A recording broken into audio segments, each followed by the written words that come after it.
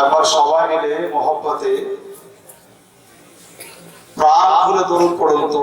এ পর্যন্ত দরুদ যে পড়লেন আপনারা, মনে হচ্ছে যখন জানাজা নিয়ে যায় না, তো জানাজায় যাওয়ার সময় খুব আস্তে আস্তে শোকাহত মানুষ তো লা ইলাহা ইল্লাল্লাহ খুব আস্তে আস্তে। আচ্ছা, এখনো কি আপনাদের মনে হচ্ছে কি আপনারা যেভাবে দরুদ আমরা পড়ি এইভাবে দরুদ পড়াটা ঠিক নয়, এরকম কোনো সন্দেহ আছে নাকি আপনাদের? সন্দেহ নাই? আচ্ছা, নবী পাক আকা মুস্তাফা সাল্লাল্লাহু আলাইহি ওয়াসাল্লাম আমাদের দরুদ শোনেন, এর উপরে কোনো সন্দেহ আছে? আকা মুস্তাফা বলেছেন, লাকাদ কুনতু আসমাউ সাইরাল কালাম আলাল লাওহিল মাহফুজ ইযা কুনতু ফি বাতনি উম্মিহি। নবী যখন মায়ের গর্ভে ছিলেন আল্লাহর হুকুমে কলম চলতো, আর কলম উম্মতের তাকদীরকে লিখতো। আকা মুস্তাফা বলেন, ওই চলা কলমের আওয়াজ আমি মুস্তাফা মায়ের গর্ভে হতে শুনছি। সুবহানাল্লাহ, সুবহানাল্লাহ। ওয়াজাজ আমরা সুন্নি, আমাদের আকীদা এটাই যে মুস্তাফা মায়ের গর্ভে হতে চলা কলমের আওয়াজকে শোনার ক্ষমতা রাখেন। ওই মুস্তাফা নিজের রওজা হতে আমাদের দরুদকে শোনারও ক্ষমতা রাখেন। ওয়াজাজ এই হাদিসের উপরে যখন চোখ পড়লো, 1400 শতাব্দীর মহান মুজাদ্দিদ দিনুল্লাহ সাইয়্যিদি সরকারে আলা হযরত উনি কলম ধরে লিখতে আছেন, পুরো মসজিদকে সুন্নে ওয়ালে কানে লালে কারামত মে লাগো সালাম। ওয়াজাজ অতএব নবী প্রেমিক মানুষ আপনারা নবীর প্রেম মোহব্বত নিয়ে আজ বসেছেন, আলহামদুলিল্লাহ। একবার প্রেম মোহব্বত নিয়ে দরুদ পড়েন, তার কারণ এখানে দুটো মজা। যারা মোহব্বতে দরুদ পড়ে তাদের দরুদ মুস্তাফা নিজের কানে শুনেন, তাদের সালামের জবাব মুস্তাফা দিয়ে থাকেন। আর যারা দেখা দেখি দরুদ পড়ে তাদের দরুদ মুস্তাফার কাছে আল্লাহর ফেরেশতা পৌঁছে দেয়। এখন দেখা দেখি দরুদ পড়ে ফেরেশতার মাধ্যম দিয়ে পৌঁছাতে চান, নাকি আপনি চান এটাই যে আমার দরুদ আমার প্রিয় নবী নিজের কানে যেন শোনেন? এখন কিভাবে পড়বেন একবার দেখতে চাই। মহব্বতে পড়ুন তো দেখি, আল্লাহুম্মা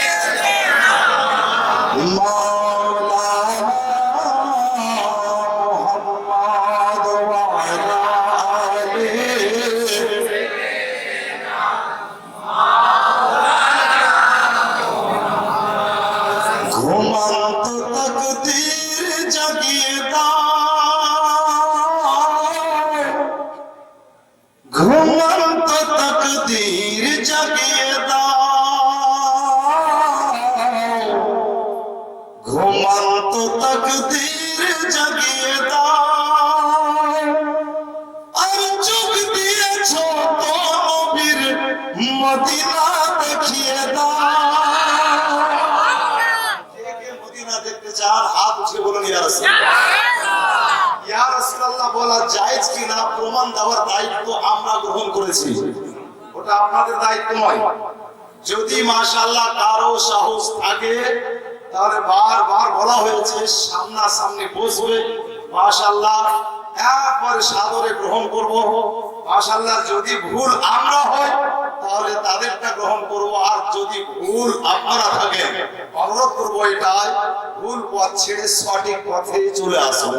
এতটুকুই। ইয়া রাসূলুল্লাহ বলা যাবে কিনা ইনশাআল্লাহ প্রমাণ বিগত দিনেও দিয়েছেন সুন্নি উলামায়ে কেরাম, আজকে স্টেজে ইনশাআল্লাহ জাহাঙ্গীর সাহেব দিবেন ইনশাআল্লাহ। অতএব দুটো ছন্দ বাস শুধু স্বাদ পরিবর্তন করার জন্য বক্তব্য আজকে আমরা কেউ রাখবো না, ইয়াদ রেখেছি একজন রাখলেন ইনশাআল্লাহ, যার জন্য জাতক পাথির ন্যায় চেয়ে আছে। মাশাআল্লাহ অনেক দিনের বাসনা আপনাদের, জাহাঙ্গীর সাহেব কখন আসবেন আর জাহাঙ্গীর সাহেবের বক্তব্য কখন শুনবেন উপস্থিত মাশাআল্লাহ যারা ছড়িয়ে ছিটিয়ে আছেন, গুছিয়ে যান, বসে যান। এরই ফাঁকে দুটো ছন্দ মহব্বতে আর একবার বলুন সুবহানাল্লাহ। ঝুলন্ত তাকদীর জাগিয়ে দাও, আর চোখ দিয়েছো তো নবীর মদিনা দেখিয়ে দাও, মদিনা দেখিয়ে দাও। ঝুলন্ত তাকদীর জাগিয়ে দাও, যে হাতে খুলি কোরআন, যে হাতে করি দোয়া, যে হাতে খুলি কোরআন, যে হাতে করি দোয়া, সে হাতে নবীর রওজা জালি ভরিয়ে দাও, আর চোখ মদিনা দেখিয়ে দাও, মদিনা দেখিয়ে দাও, ঘুমন্ত তাকদীর জাগিয়ে দাও। মাশাআল্লাহ, আপনাকে দিব মাশাআল্লাহ। তবে কয়েকটা ছোট ছোট প্রশ্ন করব, জবাব দিবেন। নবীকে নূর বলা যাবে না, কিন্তু আজকের স্টেজে প্রমাণ হয়েছে নবীকে নূর বলা যাবে। এর উপরে আপনাদের বিশ্বাস হয়েছে? আর দরকার আছে এর উপরে দলিল? হ্যাঁ, আমি তাও আরেকটু মাশাআল্লাহ আপনাদেরকে পাকা পোক্তা করে দিই। আর একটা ছোট্ট প্রশ্ন করব, শিক্ষিত মানুষ আপনারা, যেটা লেখা জায়েজ ওটা বলা জায়েজ কি জায়েজ নয়? যেটা বলেন যেটা লেখা জায়েজ ওটা বলাও জায়েজ, এতে কোনো সন্দেহ নাই। যদি বলা জায়েজ না হতো লিখলে কেন? নবী নূর এটা সুন্নি উলামায়ে কেরাম বলেন তা নয়। যদি কোনো ভাই থাকেন ওয়াহাবি, কাদিয়ানী, লামাযহাবী আর কেউ, আমি আপনাকে বলছি আপনি কাল গিয়ে আপনাদের উলামায়ে কেরামকে প্রশ্ন করবেন এবং দেখতে চাইবেন যারা আজ নিজেকে দেওবন্দি বলে দাবি করছে, এদের সবচাইতে গ্রহণযোগ্য বড় মৌলবি আশরাফ আলী থানভী। তো আশরাফ আলী থানভী সে নিজের কিতাব লিখছে নাসরুত তিব ফি যিকরিন নবিয়্যিল হাবিব।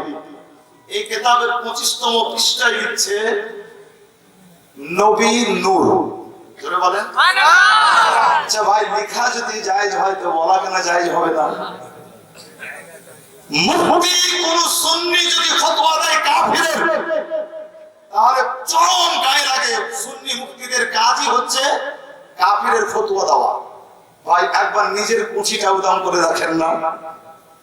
সবচেয়ে আপনার মাশাআল্লাহ বড় একটা ইদারা যেটা পাকিস্তানে আছে, যে কিতাব গোটা বিশ্বে চলছে, দেওবন্দীদের কাছে গ্রহণযোগ্য। প্রশ্ন করা হলো, নবী যদি কেউ নূর না মানে আর কেউ যদি নবীকে বাশার না মানে তাহলে কি হবে?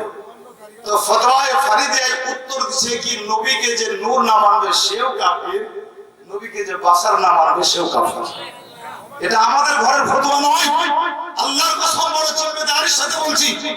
ভাই আপনাদের কিতাবে লেখা আছে, অতএব যদি লেখা জায়েজ হয় তাহলে ওটা বলে আপনার পড়ে শোনানোটাও জায়েজ রয়েছে। কেন লিখলেন কি নবীকে নূর মানতে হবে, নবীকে বাশার মানতে হবে? আল্লাহু আকবার বিরাদার, নবী নূর এবং বাশার এটা আসল আকিদ হচ্ছে আপনার সুন্নি বলা হয় কেন? আমরা নবীকে নূর মানি, নবীকে বাশারও মানি। ওদের মুহতারাম এরকম অসংখ্য অসংখ্য আপনার দলিল আমাদের কাছে আছে। আজ আমি আপনাদের মূল্যবান সময় মোটেও নিতে চাইছি না, এতটুকু বলার ইচ্ছা আমার মোটেও ছিল না। তার কারণ আমি চাই আজকে সবাই মিলে আমরা মাশাআল্লাহ আমাদের মেহমান, খুশুসি মেহমান জাহাঙ্গীর সাহেব, আজ ওনার মুখ থেকেই শুনবো। বিরাদার, বর্তমান সময় বাতিলের আতঙ্ক। জাহাঙ্গীর মানে যাওয়া যাবে না বাবা, এরিয়াই ছাড়। তার কারণ এমন ভাবে আপনার বলে সুবহানাল্লাহ, আর বের হবার কোন পথ থাকে না। খুব ভালো জায়গাতে এসেছেন। আজ এই মাহফিল একটাই উদ্দেশ্য, যাতে যারা সুন্নি, যাতে ওনাদের ঈমান ও আকীদা আরো মজবুত হয়ে যায়, যাতে কেউ ঘুণ লাগাতে না পারে, এই উদ্দেশ্যে হরহরির গ্রামবাসী সবাই যে যেভাবে পেরেছেন সহযোগিতা করে আজকে এই মাহফিলের আয়োজন করেছেন। আল্লাহর কাছে দোয়া করব, আল্লাহ নবীর পক্ষে এই মাহফিল তুমি কবুল করে আল্লাহ তুমি এই গ্রামবাসীকে এইরকম একই সাথে জান্নাতে থাকার তুমি তৌফিক দিও, জান্নাতে জায়গা দিও। মুআজ্জাজ, একদম দেরি না করে আমি হযরত আল্লামা মাওলানা মুফতি জাহাঙ্গীর হুসাইন সাহেবকে আমি দিচ্ছি। মাশাআল্লাহ, একবার সবাই মহব্বতে নারা জোরে লাগান, যাতে উনি বুঝতে পারেন কি মাশাআল্লাহ শোনার জন্য এতক্ষণ বসে আছেন। মাশাআল্লাহ, নারায়ে তাকবীর, নারায়ে রিসালাত, মাসলাকে আলা হযরত মুফতি জাহাঙ্গীর হুসাইন সাহেব, নারায়ে তাকবীর, নারায়ে রিসালাত।